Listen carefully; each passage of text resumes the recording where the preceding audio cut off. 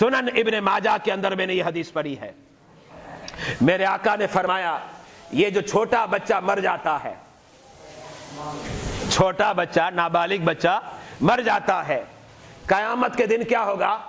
رب کہے گا جا تیرا ٹھکانہ جنت ہے۔ کیوں؟ تیرے پلے میں کوئی گناہ ہی نہیں ہے، تو مرفوع القلم تھا، تیرا کوئی بھی گناہ جو ہے فرشتہ لکھتا ہی نہیں تھا۔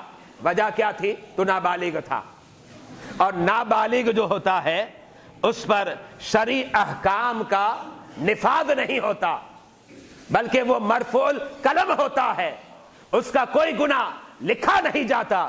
رب کہے گا تیرا کوئی گناہ ہی نہیں ہے، نابالغ ہے، جا جنت میں چلا جا۔ اب وہ بچہ کیا کہتا ہے؟ کہتا ہے میں تو نہیں جاؤں گا۔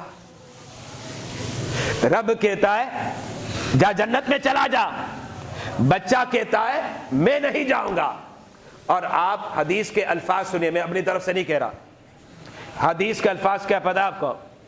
وہ اپنے رب سے جھگڑا کرے گا۔ یہاں ایک بات میں ایڈ کرنا چاہ رہا ہوں، اور وہ بات کیا ہے؟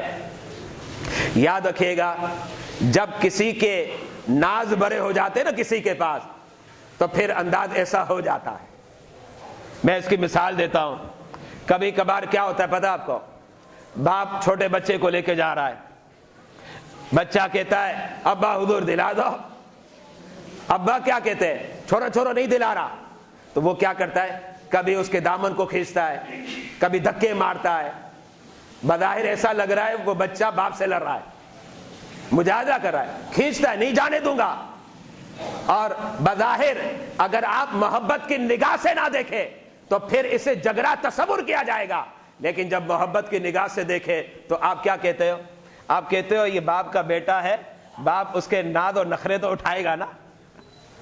یہ محبت ہے، یہ پیار ہے، بلا تشبیہ بلا تمثیل۔